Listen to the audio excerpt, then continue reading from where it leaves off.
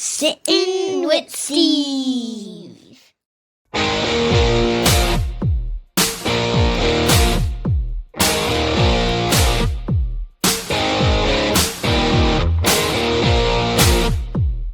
Three.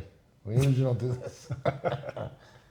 All right. We are here today sitting with the one and only Dan Katzner, CIO of the Capital. And it's a real honor. We've been friends for a decade plus. Oh, yeah. My first client goes down in history. And also, I heard you wrote, a little blurb on the back of a book. I did. I read the book, and I was the first contributor, first review on the book. Very happy to be there. Yeah, that was cool. Does that make you the moron or me? Both. Both. Two morons. Moron of a moron. Two morons and a Two drunks holding each other up. Hey, and we have held each other up. And you know what? These markets, what I'm noticing is, it is hard, and it's emotional. As we were just talking about volatility, even the pros, it wears on you. Yeah. And it is hard, and I see it from my seat, and you have a different seat. And what is it like when the irrational is happening right in front of your eyes sometimes? Like, what is that like from your seat? And where are you going to, where are you looking to find the reality of it? Well, that's the tough part. When something really goes beyond, like there's a little piece of bad news and something has really sold off a lot and you're getting killed on a mark basis, you gotta say, look, this is stupid. It's oversold. Am I gonna panic and sell it, or am I gonna sit and wait? I know what I know. You really got to be comfortable with what you have and say, you know what, I'm gonna gut this out. I might add a little bit, but the same is true. If it runs up, you can't get caught up in the frenzy. If a stock goes too far, there's always too far, and they just. It's oftentimes you're often paid to go the other way as the madding crowd. Is the idea? Is the fact that they're all selling. Wouldn't be a bad idea to pick up some. They're all buying. Say, you know what, sold to you.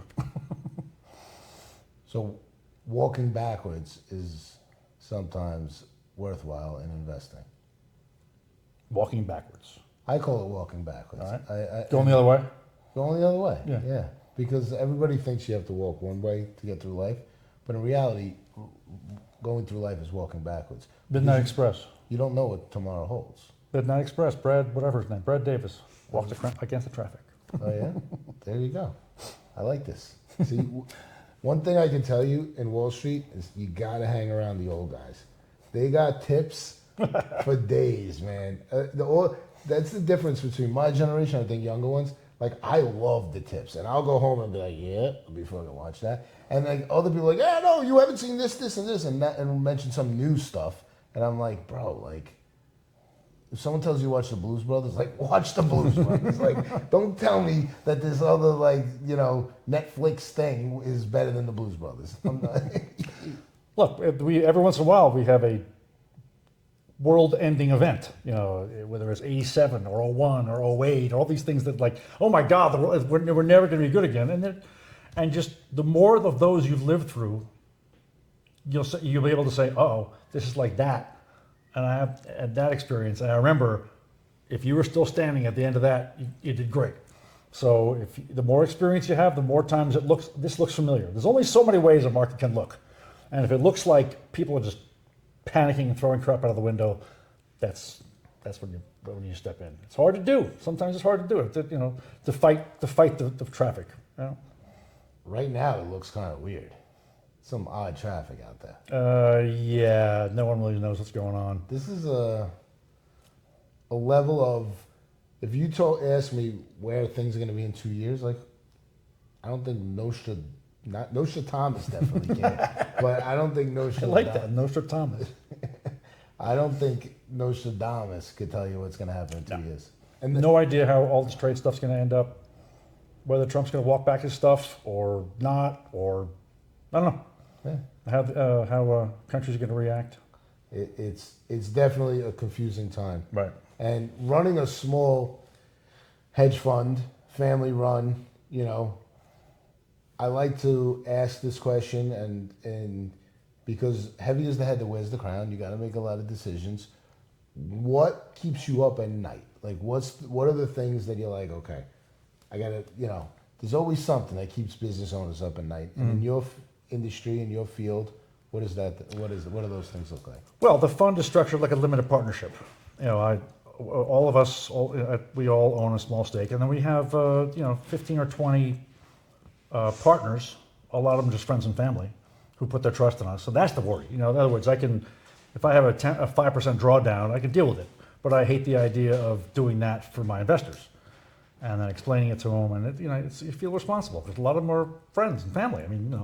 So that's a little tricky. So sometimes So it's the responsibility to your investors. Right. It's a responsibility to others that they trusted you to enter into this arena of corporate Ninjago.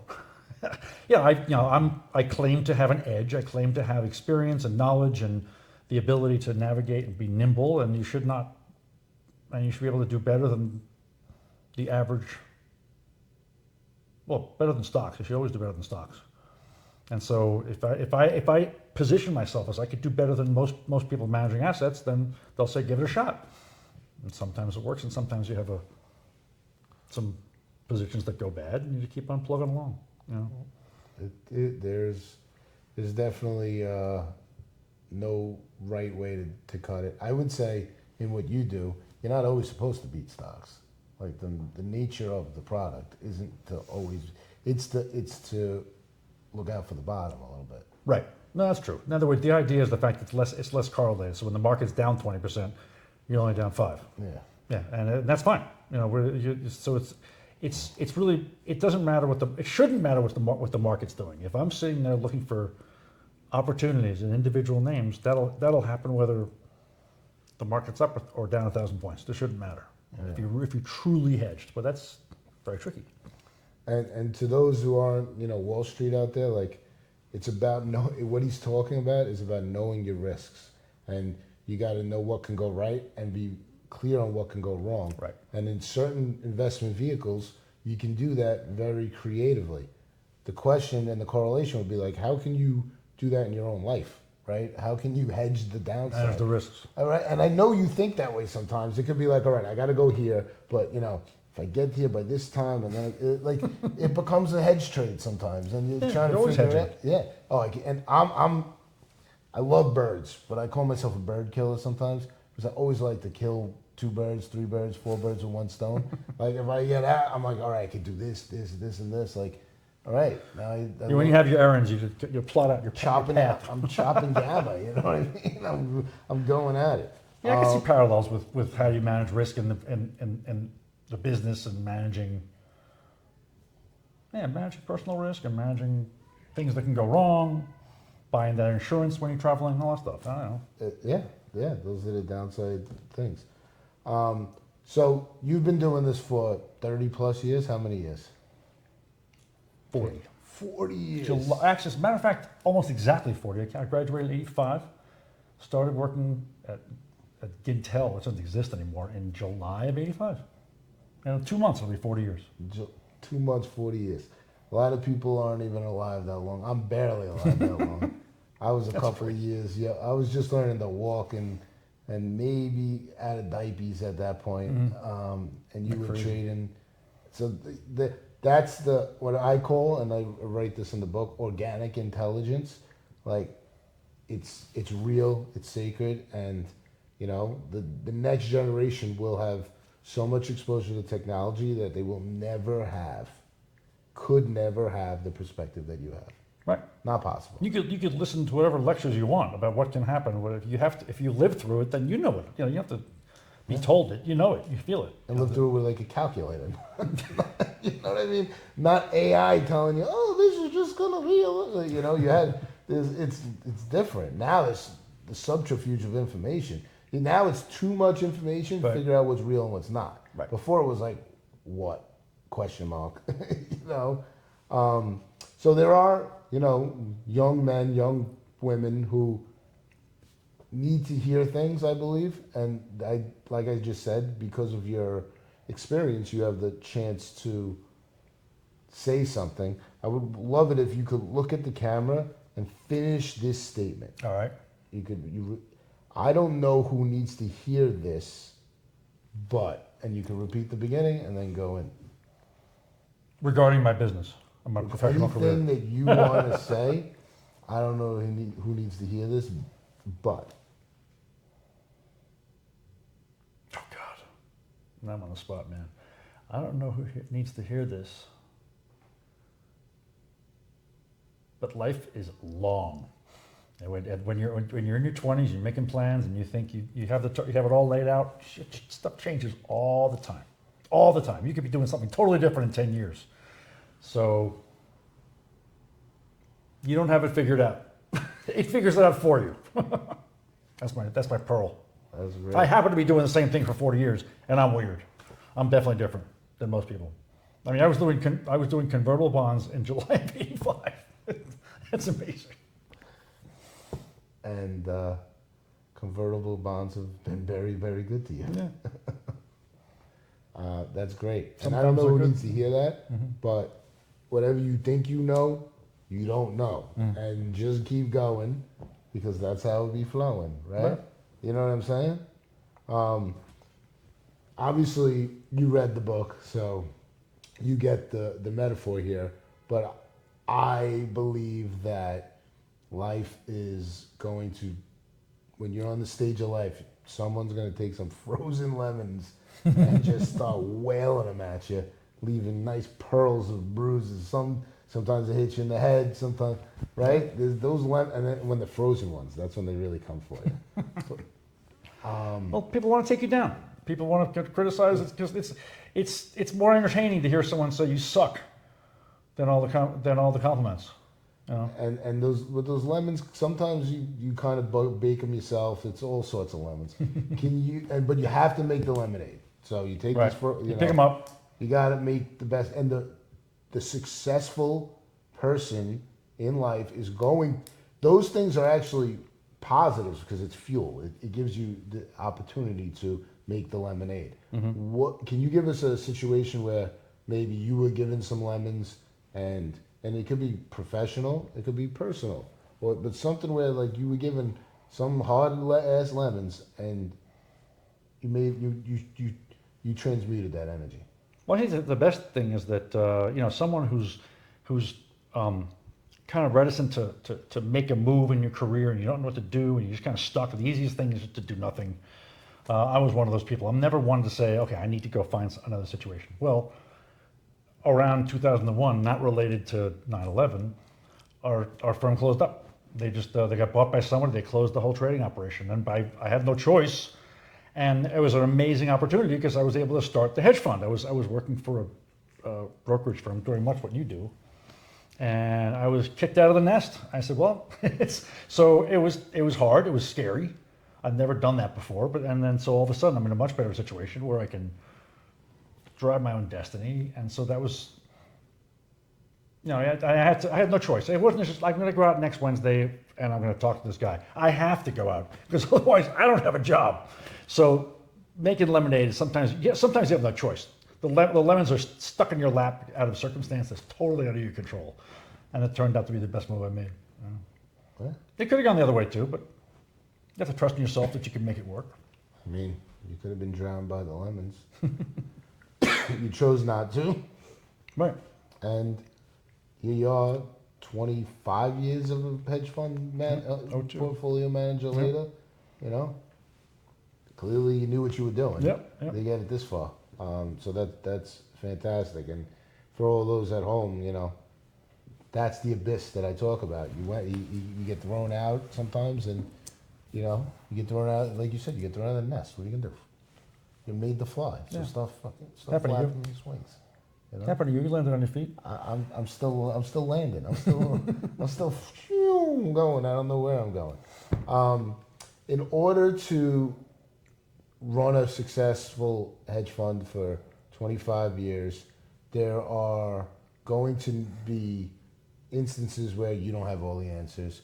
There's going to be times where you need to be supported.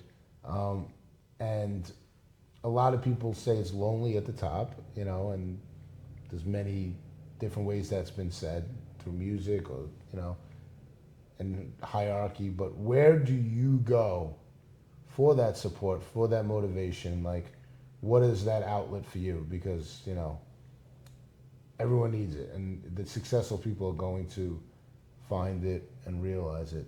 Where are you finding it and realizing it? Well, I think first of all, you need to know that you know what you know, and you need to know what you don't know. So when there's a situation where you don't understand what's happening, there's something that's going against what just makes sense to you. One of the benefits of being in the business as long as I have is the fact that you have relationships with people who say, look, you got to give me some guidance here. I do that all the time. I do that with one of the guys who's working with me. We used to be a partner at firms that were doing the same thing. We were kind of friendly competitors. You need someone who has a different perspective, as much knowledge as you, and say, look, what am I missing here? And 9 times out of 10, you'll figure it out. But you need to have a network of people you trust to take it out of your head and say, what do you think about this? Why? What am I missing here? And sometimes you answer the question, just going through it together, collaboration, And if you're in the business for 3 years and you're working remote and you don't even know anybody, how do you develop those relationships? And I'm happy to say I have a bunch of them. And it really helps. Yeah. It goes 2 ways too. They ask me the question too, and I'm not always leaning on them. It's a 2-way street.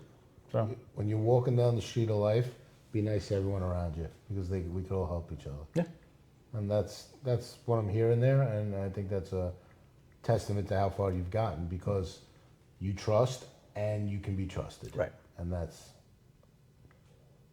that is very rare commodity, rarer than the rarest Bitcoin. Trust.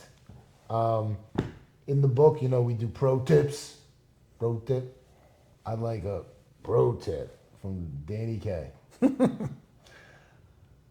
Well, I'm not. Well, okay. I'll make one observation. And you got to say pro tip.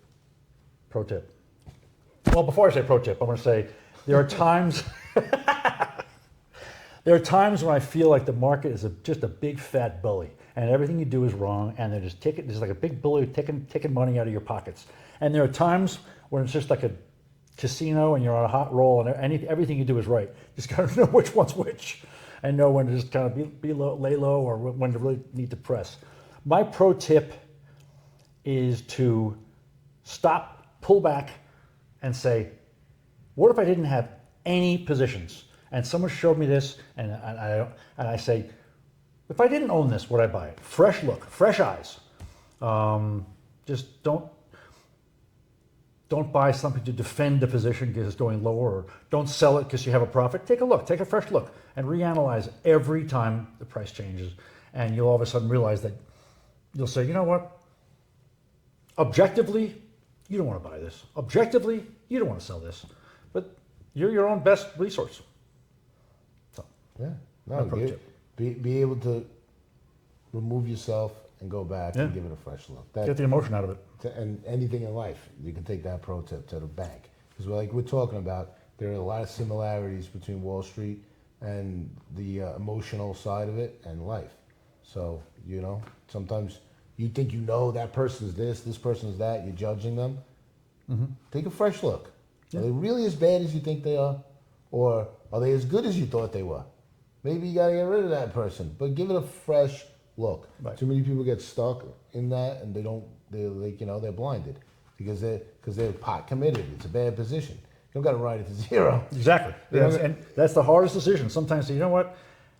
It's going against me, and you know what? I don't think they're attractive. And to selling for a loss is a real gut check. It's like, right. You know what? I'm wrong, and it could get worse. I'm out. We're not saying dump them because they're ugly. We're just saying if they're ugly, it ain't getting better.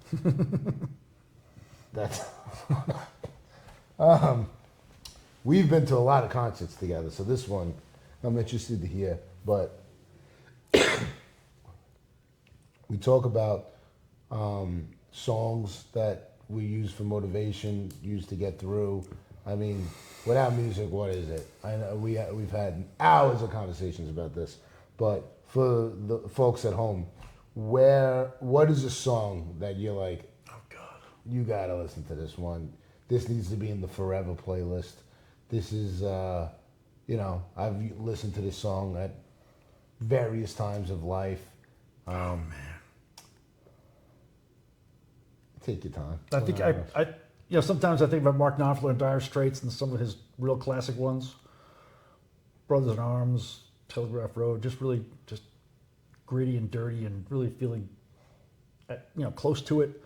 Inspirational stuff. I don't know. Dire Straits. When you feel like you're in dire straits, listen to Dire Straits.